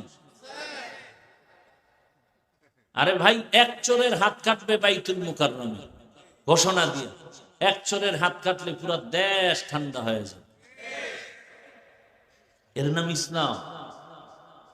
আর কোনোদিন মা ধর্ষিতা হবে না, বোন ধর্ষিতা হবে না, শিশু ধর্ষিতা হবে না, হিন্দু নিরাপত্তাহীনতায় ভুগবে না, ব্যবসায়ী চান্দাবাজি ধান্দাবাজির পেরেশানিতে ভুগবে না। কখন এটা হবে? ইসলাম আসে। কথা ঠিক না? হ্যাঁ, তবে এখানে একটা ফাঁক আছে। ফাঁক কি? আপনি ইসলাম রাজনীতি ইসলামেরটা করেন না, আপনার সাথে কোনো ঝগড়া নাই, খুব খেয়াল করবেন। কিন্তু যদি বলেন আমি ইসলামের রাজনীতি পছন্দ করি না, তাহলে আর আপনার সাথে কোনো আপোষ নেই। এখানে বহু লোক আছে নামাজ ঠিক মতো পড়ে না, কিন্তু সে মুমিন। যদি বলে নামাজ পছন্দ করি না, সাথে সাথে বেঈমান। দাড়ি রাখেন না, আপনি মুমিন, কিন্তু যদি বলেন দাড়ি পছন্দ করি না, বেঈমান। পর্দা করেন না, আপনি মুমিন, আপনাকে বুঝাবো। যদি বলেন পর্দার বিধান পছন্দ করি না, বেঈমান। কথা ঠিক না? ইসলামী রাজনীতি আপনি যদি না করেন, কোনো ঝগড়া নাই। যদি বলেন পছন্দ করি না, আপনার সাথে কোনো আপোষ নাই। সুলাইমান পয়গম্বর গোটা দুনিয়া পরিচালনা করেন নাই, ঘটনা কোরআনে নাই। ইউসুফ নবী মিশরের অর্থমন্ত্রী হয়ে পরিচালনা করেন নাই, ঘটনা কোরআনে নাই। তো কেন বলেন নাই? বলেন কেন? এরা ওয়াজের প্যান্ডেল না রাজনীতির প্যান্ডেল? এখানে দাঁড়ায় যদি রাজনীতির ভোট চাইতে পারে, আমরা কোরআন দিয়া রাষ্ট্রনীতির বয়ান করলে বাধা কেন? শিয়ালের হাতে মুরগি আমানত, শিয়ালের হাতে মুরগি আমানত। আগামী শুক্রবার যদি কোনো খতিব সাহেব নরসিংদী এলাকায় আমার এই কথাগুলো রিপিট করে, আর যদি মনে করে যে হাফিজ সাহেবের মতো একটু পিক আপ নেই, কি হবে বলেন তো? কমিটি বলবে 1 মাসের জন্য অব্যাহতি দিলাম, ছুটি। বলে কারণ, বলে শিয়ালের হাতে মুরগি। শিয়ালের হাতে মুরগি দিলে 2 দিন পরে আমানত পাবেন? 1 দিন পরে? শিয়ালের হাতে মুরগি দিলে যা হয়, ধর্মের চাবি, মাদ্রাসার চাবি, মসজিদের চাবি সুদখোর, ঘুষখোর আর খুনি ধর্ষকের হাতে দিলে তো তাই হবে। আল্লাহ হেদায়েত দান করুন। আমি কিন্তু কোন দলের পক্ষে বিপক্ষে বলি না, কারণ আমি কোন দলের দায়িত্বে নাই। আমি যা বয়ান করতেছি, টোটাল বয়ান আমার একটা মাঝখানে জিনিস আমি রাখতেছি, আমার কলিজার মূল ইসলাম। আমার জীবনের মূল কি? আমি ইসলামকে ঠিক রেখে কথা বলতেছি। ভুল বুঝবেন না, উল্টা পাল্টা মন্তব্য করবেন না। আমার জীবনের মূল ইসলাম। আমার ইসলাম ঠিক, সব ঠিক। কি বলেন? আচ্ছা, বাবার সাথে তর্ক হয় কিনা সন্তানের? হয়। তার মানে হলো বাবারে কেউ অপমান করলে আমি সেই রাগে কিছু বলবো না। যুবক, একটা ওয়াদা করাতে চাই, খুব খেয়াল করো। তুমি বাবার সাথে তর্ক করেছো, হঠাৎ করে তোমার সামনে তোমার বাবাকে যদি অপমানজনক কথা বলে, তুমি চুপ করে দোয়া ইউজ করবা না প্রতিবাদ করবা? কলারটা ধরে বলবা, এই বেয়াদব! বাবার সাথে তর্ক করি ঠিক, কিন্তু বাবার অপমান করবি, মেনে নিব না। কথা ঠিক? ঠিক ইসলামের বেলায় একটা ওয়াদা করেন। নামাজ পড়তে পারেন না, রোজা রাখতে পারেন না, দাড়ি রাখতে পারেন না, কিন্তু এই ওয়াদাটা করবেন। অন্তত আপনি কি আল্লাহকে ভালোবাসেন না? ইসলামকে ভালোবাসেন না? তো এতটুকু ওয়াদা করবেন যে আমি নামাজ না পড়লেও, রোজা রাখতে না পারলেও, দাড়ি রাখতে না পারলেও, অন্তত ইসলামকে, কোরআন হাদিস, আল্লাহকে, রসুলকে, কোরআন হাদিস যাদের থেকে শিখছি সে আলেমকে অপমান হতে দিব না। কেউ যদি আপনাদের সামনে কোনো আলেমের অপমান করতে চায়, ইসলামের উপরে আক্রমণাত্মক কথা বলে, জাগাত কলারটা ধরে বলবেন, এই রাধুনির বাচ্চা! কিসের বাচ্চা? শুনতে শুনে গালি, আসলে কোনো গালি নেই। তোমার মাও রাধুনি, আমার মাও রাধুনি। কথা বলেন, সবার মা রাধুনি না? রাধুনির বাচ্চা, এটা গালি। শুনতে মনে হয় গালি। কলারটা ধরে বলবা, এই রাধুনির জাতির বাচ্চা। আমি দাড়ি রাখতে পারি না, নামাজ পড়তে পারি না, কিন্তু আমি আল্লাহকে ভালোবাসি। আমার আল্লাহ, আমার ইসলাম, আমার কোরআন, আমার রসুল, আমার ওলামা, এদের ব্যাপারে কথা বললে চামড়াটা তুলে ফেলবে। ভয় পাইতেছে? এমনও ভয় পা। জুলাই স্বাধীন করলেন কি আজীব না? একটু ভয় আছে। যদি ভয় নাই না, একটু তো ভয় লাগে যদি আবার পাথর মারে, যদি আমার সন্তানকে গুম করে, যদি এমনটাই হয়, তা আমি মনে করি জুলাই স্বাধীন কমপ্লিটলি সাকসেস নয়। যেই সফলতা নিয়ে আশা করে স্বাধীন হয়েছে, সে সফলতা আসেনি। আসছে? যদি এসেই থাকে, স্বামীর সামনে স্ত্রীকে ধর্ষণ করা হলো কেন ভোলায়? বাবার সামনে মেয়েকে ধর্ষণ করা হলো কেন বগুড়ায়? বোঝা গেল স্বাধীন কামিয়াব হয়নি। নতুন করে প্রস্তুতি নাও, আর একটা স্বাধীন করতে হবে, চূড়ান্ত সফলতার স্বাধীন। যেই স্বাধীন হলে মা নিরাপদে থাকবে, বোন নিরাপদে থাকবে, স্কুল নিরাপদ, কলেজ নিরাপদ, হিন্দু নিরাপদ, খ্রিস্টান নিরাপদ, ব্যবসায়ী নিরাপদ, চাকরিজীবী নিরাপদ, আলেম নিরাপদ, ছাত্র নিরাপদ। ওই স্বাধীনতার জন্য প্রস্তুতি নাও, আর ওই স্বাধীন হবে চূড়ান্ত সফলতার স্বাধীন। আর ওই স্বাধীন হবে একমাত্র ইসলামের স্বাধীন। কিসের স্বাধীন? আমার কথাগুলো কি উল্টা পাল্টা? ধরায় দাও, এখন কানে ধরে উদ্বাস করবো। কোন দলের পক্ষে বিপক্ষে বলেছি? আমার মূল কথার মূল কি? ইসলাম। আমি ইসলামের পক্ষে বলতেছি, আমার রসুলের পক্ষে বলতেছি, আমার আল্লাহর পক্ষে বলতেছি, আমার কোরআনের পক্ষে বলতেছি। আচ্ছা, 20 বছর মাদ্রাসায় পড়ছি। কয় বছর? আরো বেশি পড়া যায়। পড়ছি কত? 20 বছর। এখন তো আরো স্বর্ণেও পড়া যায়। 20 বছর কেমনে বিছনায় প্রস্রাব করি, সেই থেকে বাড়ি মা বাপ সাইরা মাদ্রাসায় আসছে, কষ্ট করে করে লেখাপড়া করছে। কি কষ্ট, এটা বিবরণ দিতে গেলে চোখে পানি চলে আসে। এখন তো একটা জামা পরছি, কালকে আর এটা পরবো না। এক গেঞ্জি আজকে পরছি, কালকে গেঞ্জি আর গায়ে আসবে না।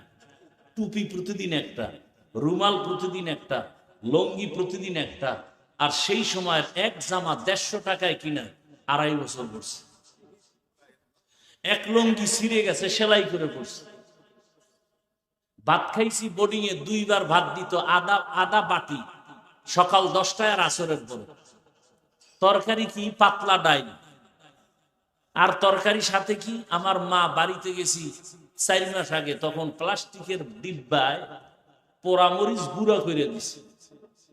আর আব্বাজান আধা কেজি আলু কিনার টাকা দিছে। সে আধা কেজি আলু কিনা ভাতের মধ্যে সিদ্ধ দিতাম, কেটে কেটে নাম লিখে কলম দিয়ে। যখন ভাত ডালতো পাখার পরে, ওই নাম দেখে দেখে আলু নিয়ে আসতাম ভর্তা বানানোর জন্য। আধা কেজি আলু, চিন্তা করছি 2 মাস পরে বাবায় আসতে পারে, তাহলে 2 মাস খাইতে হইবে পোড়ামরিচ দিয়ে। আর আধা বাটি ভাত, এটারে ভাগ করে 4 বার খাইছি। আর এই কষ্টের জীবনটায় কি করছি? 24টা ঘন্টা কোরআন হাদিস, কোরআন হাদিস, কোরআন হাদিস, কোরআন হাদিস পড়ছি 20 বছর। আর কিছু না।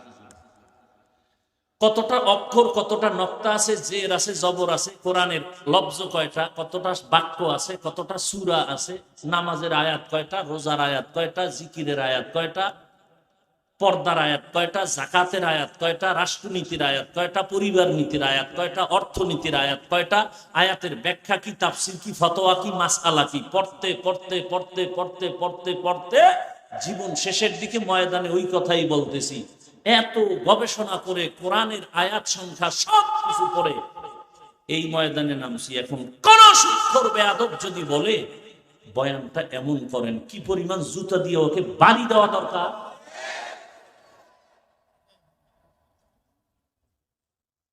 আল্লাহ হেদায়াত দান করে। তা আলেমকে যখন স্টেজে উল্টাপাল্টা করে, আপনারা মোয়া চা বানার মজা নেন। সব ময়দানের মানুষ যদি দাঁড়ায় বলতো, আল্লাহকে চিনছি, কালেমা শিখছি, নামাজ শিখছি আলেম থেকে, অপমান করলি কেন? বিচার না হওয়া পর্যন্ত তোকে এখান থেকে বিদায় করা যাবে না। এক বেদ্যপকে সোজা করতা টোটাল দেশ সোজা হয়ে যায়। ভয় পাইতেছে, ভয়কে জয় করতে হবে ইসলাম দিয়ে, ভয়কে জয় করতে হবে ইসলাম দিয়ে। আল্লাহ বুঝার তৌফিক দান করে। লঙ্গির ভিতরে গোবর লাগছে, গোবর পাক না নাপাক? এই নাপাক দূর করতে কি লাগবে? পানি। অচেনা পথে ঘুরতে ঘুরতে আধা ঘন্টা পানি নেই, গাছের নিচে বয়ে জিমাইতেছে, আহারে পানি পাই না, উপায় কি? একজনে একা, তুমি পাগল হয়ে গেছো, এত মেহনত করো, তোমার নিজের কাছেই তো স্পেশাল পানি আছে, আছে না নাই? কি পানি? প্রস্রাব। ভাই বুদ্ধিটা তুই আধা ঘন্টা আগে আসিলি, এই বুদ্ধি সেই সময় দিলে আমার তো ঘাম ছুটানোর দরকার হতো না। উনি প্রস্রাব দিয়ে গোবর ধুয়ে ফেলছে। বলেন তো কত পাক হইছে? হইছে পাক না নাপাক আরো ছড়ায় গেছে? ভালো করে মনে রাখো জাতি, গোবরের নাপাক প্রস্রাব দিয়ে ধুইলে যেমন নাপাক আরো ছড়ায়। দুর্নীতিবাজ, চাঁদাবাজ, ধর্ষক, খুনি, চরিত্রহীন লম্পটকে যদি বলো আমার নরসিংদী এই শহরটাকে পাক বানায় দাও, আরো নাপাক হবে। বুঝেন কিছু? কি বুঝছেন এতক্ষণ আলোচনায়? ভোটের আগের রাতে সেই পচা পায়খানার টাকা খেতেই হবে। ভোটের আগের রাতে টাকা খাবেন না? বলেন কি? সেই রাতেরই তো বরকতের টাকা খাবেন আর ইজ্জত বিক্রি করবেন। এরপরে দেখবেন একসময় আপনার মাইয়ের উপরে হামলা। কিও ভোটের আগে না তোর মাইয়ের ইজ্জত কিনে নিছি?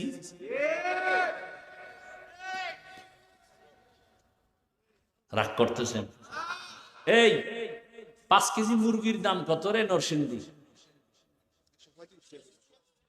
500। একটা খাসির দাম কত? মোটামুটি ভালো খাসি একটা গরুর দাম কত? কথা বলেন। আর একটা গরু 1 লাখ। উটের দাম আরো বেশি। আচ্ছা, আপনার তো আশরাফুল মখলুক, হ্যাঁ? আপনার দাম কি গরুর মতো, ছাগলের মতো, মুরগির মতো? তা আপনি 500 টাকায় বিক্রি হলেন কেন ভোটের আগের রাতে? ওই নিমক হারাম জাতি, টাকায় তো গরু বিক্রি হয়, পশু বিক্রি হয়, আশরাফুল মখলুক তো বিক্রি হতে পারে না। এরপরও যারা বেলাজা, বেহায়া, না আমার বিক্রি হতেই হবে, অন্তত আশরাফুল মখলুক হিসাবে গরু আর ছাগলের দামে বিক্রি হয় না। যদি হতেই চাও তাহলে বলো, আমারে কিনতে হলে 1 কোটি লাগবে। বিক্রি হতে হলে আমি আশরাফুল মখলুক হিসাবেই বিক্রি হই। কয় কোটি লাগবে? ছাগলের দামে বিক্রি হও, পশুর দামে বিক্রি হও, মানুষ তো কখনো বিক্রি হতে পারে না। টাকায় বিক্রি হয় পশু। এত নির্লজ্জ কেন? এত নির্লজ্জ কেন? আল্লাহ হেদায়েত দান করুন। খুব রাগ আছে অন্তরে, খুব রাগ। আল্লাহ সবাইকে মাফ করে দিন।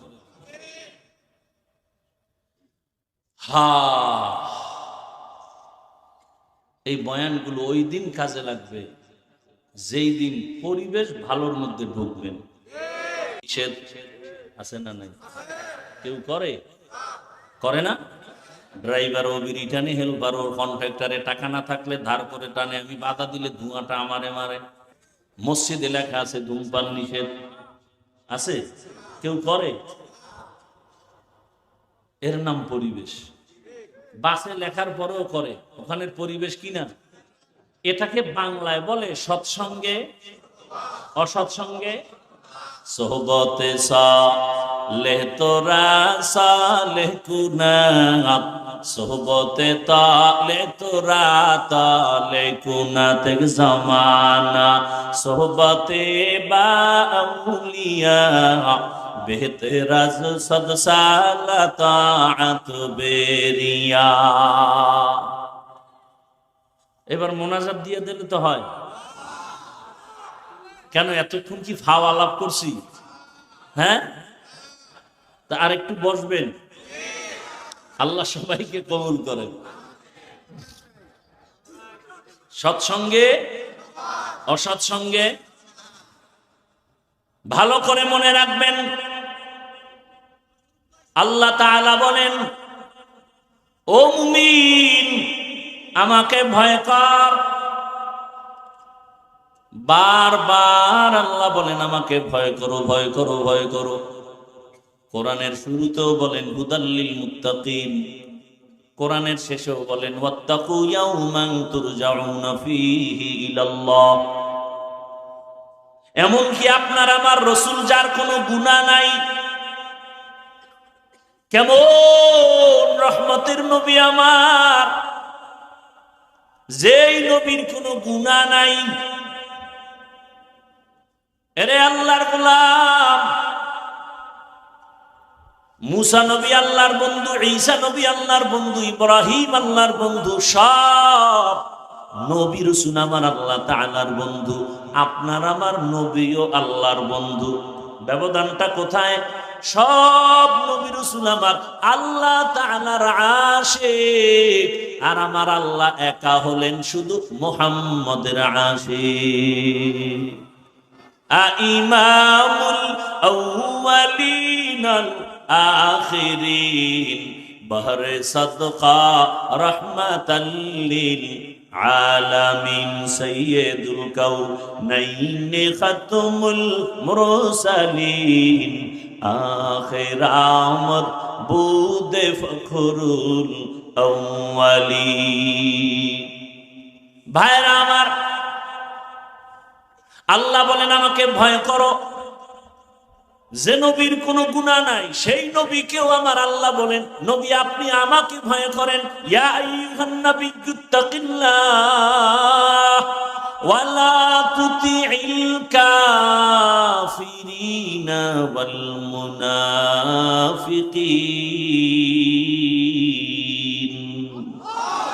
হে নবী আপনি আমাকে ভয় করেন, কাফের মুনাফিকের অনুগত্য করবেন না, অনুসরণ করবেন না। কারণ কাফের মুনাফিক মুসলমানের চূড়ান্ত বন্ধু না দুশমন? ভাইরা আমার, তাহলে এত ভয় করতে কেন আল্লাহ বলেন? এই ভয়ের নাম তাকওয়া, এই ভয়ের নাম খাশিয়া, এই ভয়ের নাম খাউফ। ওয়া আম্মা মান খাফা মাকামা রাব্বিহি ওয়া নাহান নাফসা আনিল হাওয়া ফাইন্নাল জান্নাতা হিয়াল মাওয়া। হর কে দারত খৌফে হকদার দিল মাদাম জান্নাতুল মাওয়া দেহাত রাম কাম জুজবা হকচি জে মখাজ ইনসুজা ফজলে উআ মস্তে দর জুমলা জাহা। খৌফুন মানিও ভয়, খাশিয়াতুন মানিও ভয়। ইন্নামা ইয়াখশাল্লাহ মিন ইবাদিহিল উলামা। দুনিয়াতে আল্লাহর বান্দাদের মধ্যে উলামা, তারা আল্লাহকে তুলনামূলক বেশি ভয় করবেন। ভয় করার মানে কি? যদি আমি প্রশ্ন করি মাঠে, এই মাঠে আপনারা কারা কারা আল্লাহকে ভয় করেন? যদি প্রশ্ন করি সবাই হাত উঠায় বলবে আমরা ভয় করি। যদি বেশি চালাক হয় দুনো পা আলগি দিয়ে বলবে আমরা চার হাত পা আল্লাহকে ভয় করি। চালাক বলবে হুজুরদের থেকে ভয় করি। অত সেখানে এমনও ভয় করনেওয়ালা বান্দা আছে নামাজ নাই, নামাজ পড়ে না, তারপরে বলে আল্লাহকে ভয় করি। আর আমি নামাজ পড়িয়া বলি আল্লাহকে ভয় করি। আপনি রোজা রেখে বলেন আল্লাহকে ভয় করি, আমি রোজা রেখে বলি আল্লাহকে ভয় করি। আপনি হারাম খানার বলেন আল্লাহকে ভয় করি, আমি হালাল খেয়ে বলি আল্লাহকে ভয় করি। দুই ভয় কি সমান? মূলত আপনি ভয় করেন না। কারণ কি? ভয়টা কি জিনিস আসলে বুঝেনই নাই। একটা সন্তান মা বাবাকে ভয় করে, প্রমাণ কি? বলে মা বাবার সামনে অন্যায় করে না। প্রমাণ কেন করে না? বলে শাস্তির ভয়, মাইরের ভয়। একটা ছাত্র শিক্ষকের ভয় করে, প্রমাণ কি? বলে শিক্ষকের সামনে অন্যায় করে না। কারণ কি? বলে শিক্ষকের শাস্তির ভয় করে না।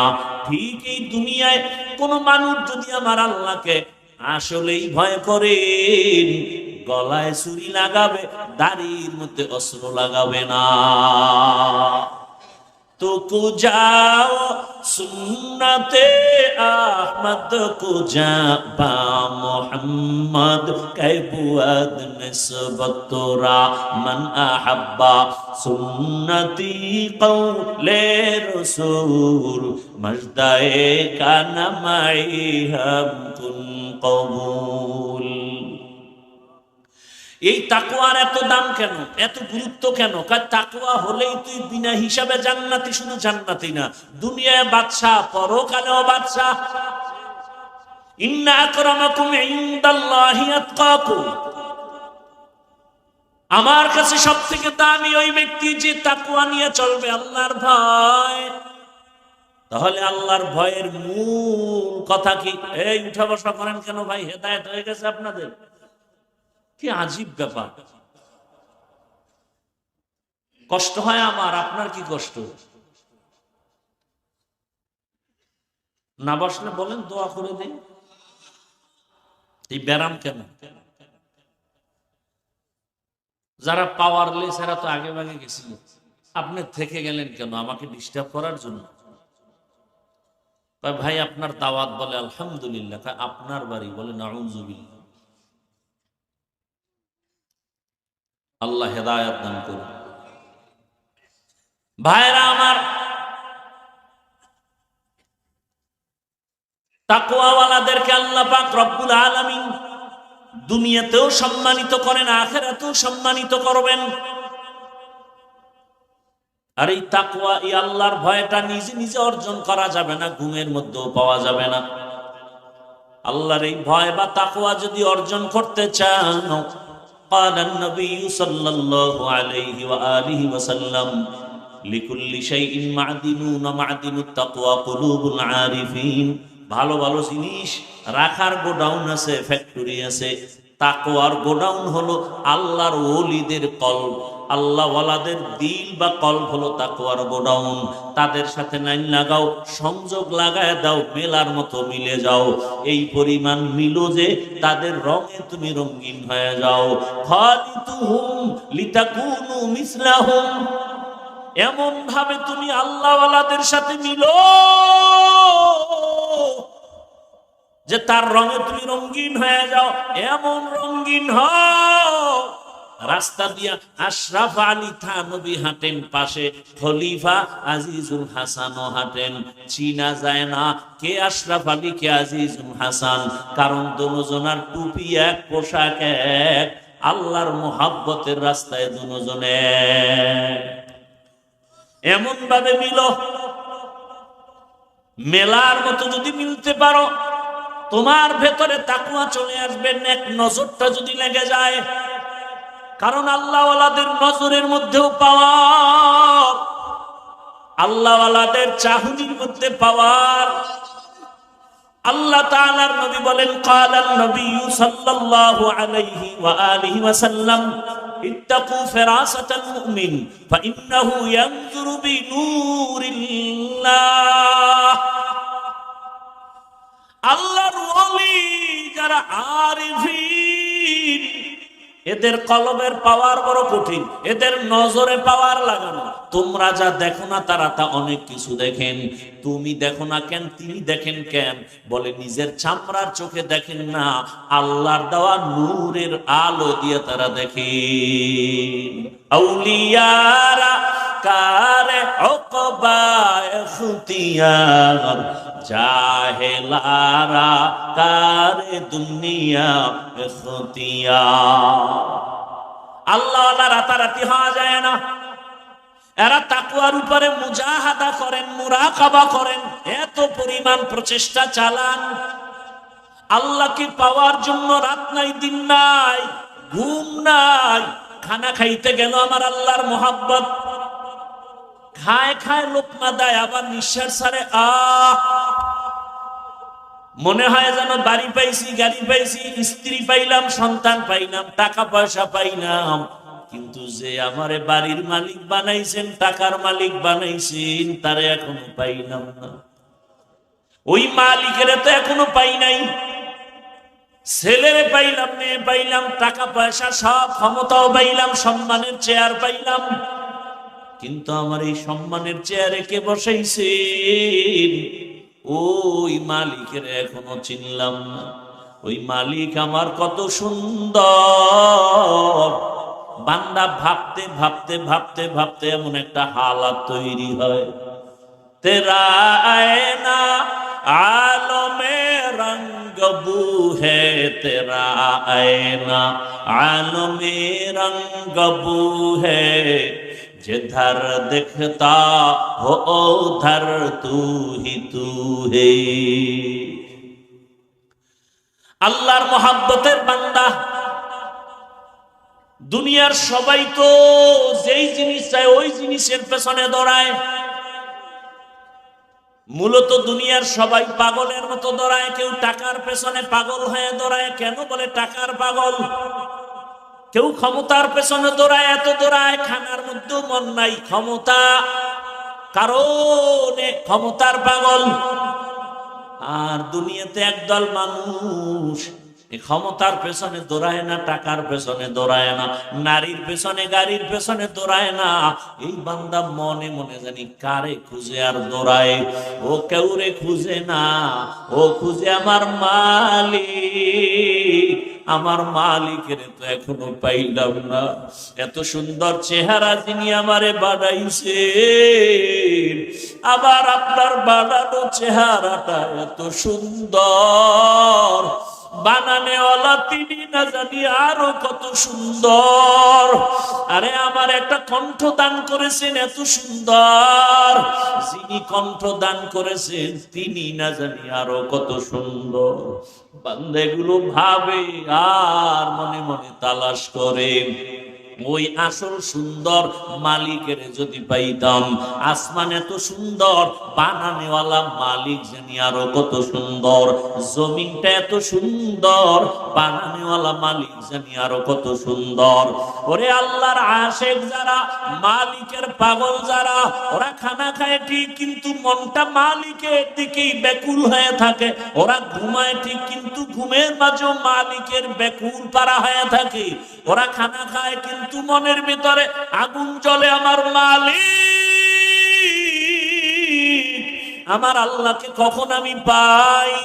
দুনিয়ার সব পেয়েছি কিন্তু এখন আমি আমার মালিকরে এখনো পেলাম না। ওরে টাকাও থাকবে না, আজ আমি যেই টাকার পেছনে দৌড়াই, গাড়ির পেছনে দৌড়াই, বাড়ির পেছনে দৌড়াই, এগুলো একদিন শেষ হয়ে যাবে। কত বাড়িওয়ালা বাড়ি রেখে জঙ্গলে দৌড়ায়, কত টাকাওয়ালা টাকা রেখে এখন ফকির হয়ে গেল।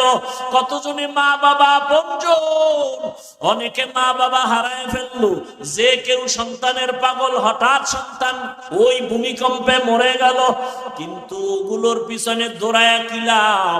এখনো খালি, এক সময় হয়ে যাবে খালি। কিন্তু আসো মালিকের যদি আপন বানাইতে পারো, আমার আল্লাহ বলবেন বান্দা এক সময় তোর আপন ছিলাম, এখনো আপন।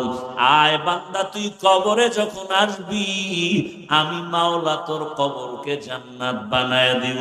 তুই যদি এখন এই দুনিয়ার রং তামাশায় পড়িয়া আমি আল্লাহকে ভুলিয়া না যাও, কঠিন কবরে জাহান্নামের আগুন, ওই কঠিন সময়ও আমি আল্লাহ তোমাকে ভুলবো না।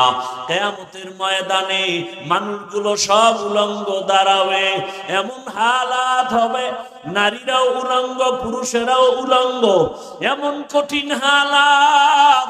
সূর্যটা নিচে এসে এমন তাপ দেওয়া শুরু করবে, মাটির জমিনটা তামা হয়ে যাবে।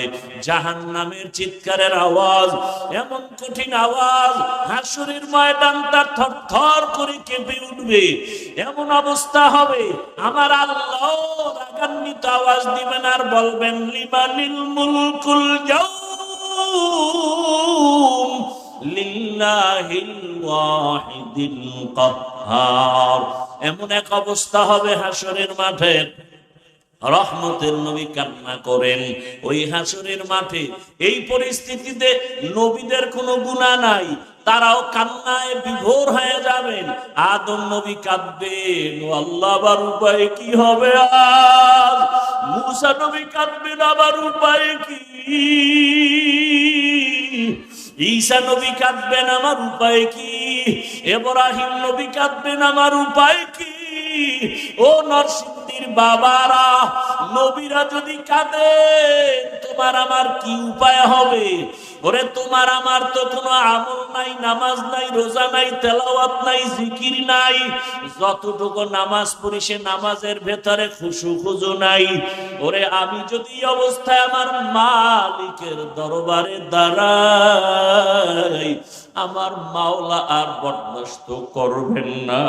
আমার আল্লাহ আবার রাগান্বিত হয়ে বলবেন, ওয়ামতাজুল ইয়াউমা আইয়ুহাল মুজরিমুন, এ গুনাহগারেরা নেককারদের থেকে আলাদা হইয়া যা।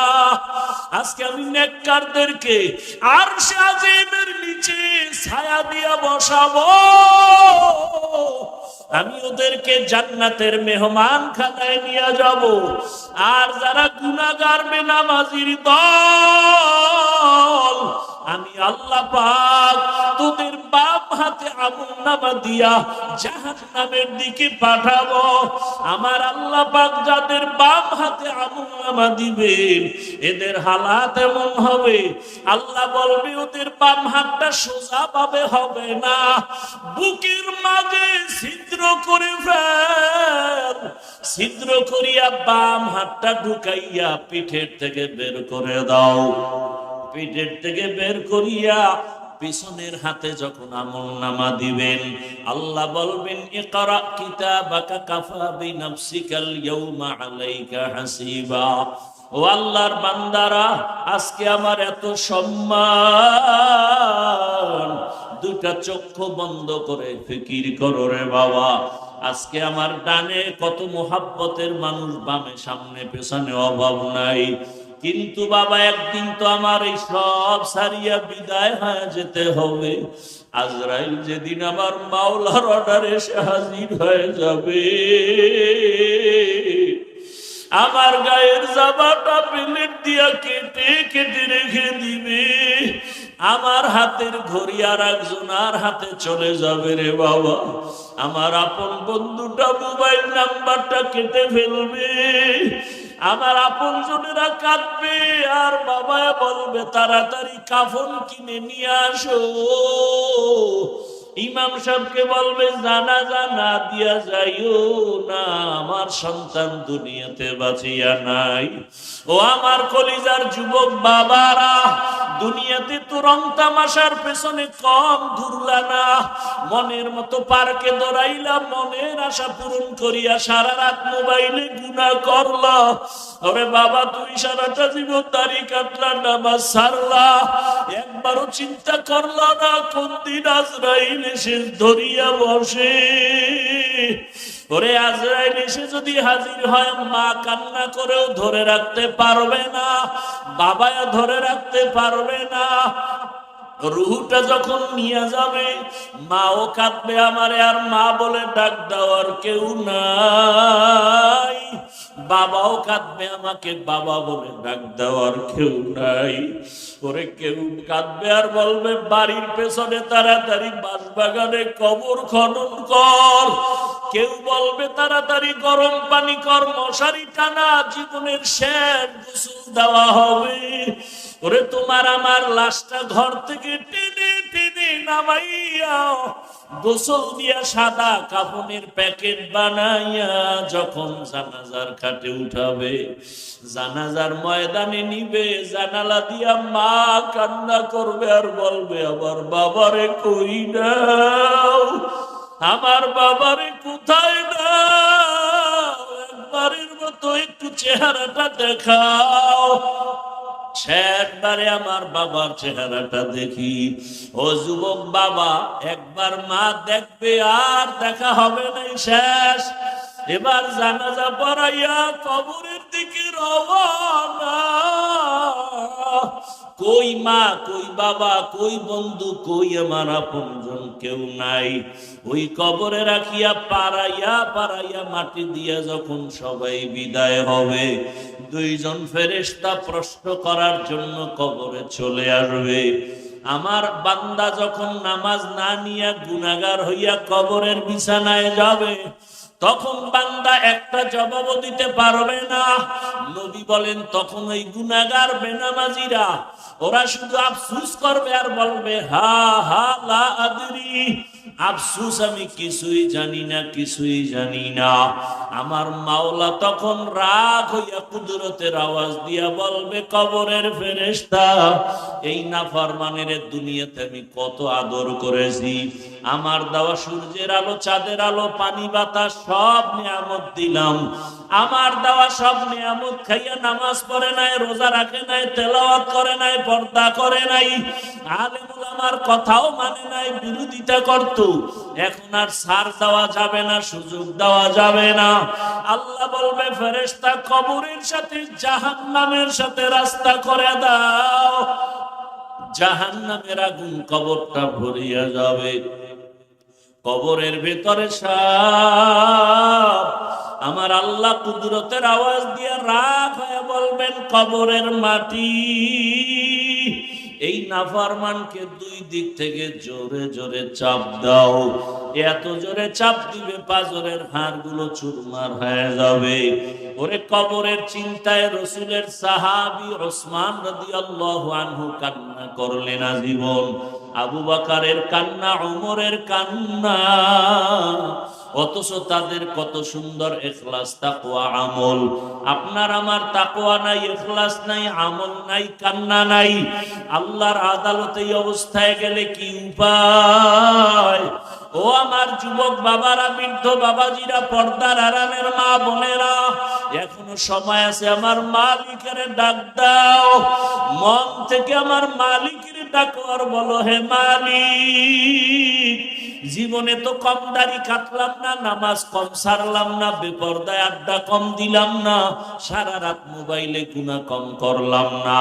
আজকে থেকে তওবা করলাম। আমার মতো কত জেনারেল লাইনের মানুষ চাকরি করে, ব্যবসা করে, নামাজ পড়ে, আমার কপাল কেন পুড়িয়া গেল? আজকে থেকে আর গুনাহ করব না। মা বাবার দোয়া নিয়া, শিক্ষকের দোয়া নিয়া, ওলামায়ে কেরামের দোয়া নিয়া, নবীর তরিকা মেনে, আদর্শ মেনে চলবো। ওলামায়ে কেরামের দোয়া নিয়া চলবো, পরামর্শ নিয়ে চলবো। আর কোরআন হাদিস ইসলামের বিপক্ষে যাব না। ও আল্লাহর বান্দারা, তওবা করার মতো যদি করতে পারো, আল্লাহ পাক দয়ার দরজা খুলিয়া দিবেন। যদি তওবার নিয়ত অন্তরে থাকে, মুনাফিকি না থাকে, খাঁটি তওবার নিয়তে দুটো হাত আল্লাহকে দেখায় দাও। আয় আল্লাহ, আমাদের তওবা কবুল করে নেন, হাতগুলো কবুল করে নেন। তওবার উপরে মজবুত হইয়া চলার তৌফিক আমাদের দান করেন, আমিন। আলহামদুলিল্লাহি রাব্বিল আলামিন। والصلاة والسلام على سيد الأنبياء والمرسلين وعلى آله وأصحابه أجمعين يا أرحم الراحمين يا أرحم الراحمين يا أرحم الراحمين رب ارحمهما كما ربياني صغيرا رب ارحمهما كما ربياني صغيرا اللهم إنك عفو كريم اللهم إنك عفو كريم تحب العفو فاعف عنا اللهم إنا نسألك رضاك والجنة ونعوذ بك من سخطك والنار اللهم إنا نعوذ بك من البرص والجنون والجذام وسيء الأسقام اللهم ارحمني بترك المعاصي اللهم ارحمني بترك المعاصي اللهم ارحمني بترك المعاصي اللهم إنا نسألك علما نافعا ورزقا واسعا وشفاء من كل داء ও দয়ার মালিক কুদরতের নজর দিয়া তাকায় দেখি এই গভীর রাত বাড়িওয়ালাদের সব দরজাগুলো বন্ধ মায়ের রুমের দরজা ভাইয়ের রুমের দরজা সবগুলো বন্ধ হয়ে গেছে ও আল্লাহ আপনার রহমতের দরজা খোলা আমরা এই গভীর রাতে আপনার কুদরতের দরজায় হাজির আয় আল্লাহ নফসের ধোঁকায় গুনাহ করেছি আমার মা বাবা আপনজনেরা কেউ জানে না আমি কত বড় গুনাহগার ও আল্লাহ আপনি তো জানেন আমার মতো গুনাহগার কেউ নাই এই চেয়ারে বসিয়া কথা বলার কোনো যোগ্যতা নাই গুনার কারণে আমার হাত না পাক আমার চোখ না পাক আমার জিহ্বা না পাক আমার অন্তর না পাক ও আল্লাহ এবার লজ্জিত হইয়া তওবার নিয়তে আসছি আপনার কুদরতের দরওয়াজায় আর গুনাহ করব না রে আল্লাহ আর নামাজ ছাড়বো না বেপরদায় চলবো না আর দাড়ি কাটবো না মা বাবার সাথে বেয়াদবি করবো না আর উস্তাদের সাথে বেয়াদবি করব না ওলামায়ে কেরামের দোয়া পরামর্শ নিয়ে নবীর আদর্শ মেনে চলবো ও আল্লাহ আমাদের গুনাহ মাফ করে দেন তওবা কবুল করে নেন তওবার উপরে মজবুত হয়ে চলার তৌফিক দান করেন ও আল্লাহ মাহফিল কবুল করে নেন আয়োজনকারী সহযোগিতাকারী দান সৎকারীদের কবুল করে নেন মাদ্রাসা কবুল করে নেন মসজিদ কবুল করে নেন আসাতিজায়ে কেরাম তালিবুল ইলমদের কবুল করে নেন মুহিব্বিন মুতাআল্লিকিনদের কবুল করে নেন আয় আল্লাহ সারা দুনিয়াবাসীকে maaf করে দেন আয় আল্লাহ প্রবাসীদেরকে হেফাজত করেন বাংলাদেশ ইসলামের জন্য কবুল করে নেন ওলামা মাশায়েখদের এক বানায় দেন উম্মতের মাঝে মোহাব্বত বাড়ায় দেন আয় আল্লাহ যারা ব্যবসা চাকরি করে হালাল ভাবে বরকত বাড়ায় দেন আয় আল্লাহ ঘরের মা বোনদের আবেদা পর্দাওয়ালা বানায় দেন সন্তানগুলো নেককার বানায় দেন লেখাপড়া পরীক্ষার্থীদের কামিয়াবি দান করেন আমার কলিজার যুবকদের কবুল করেন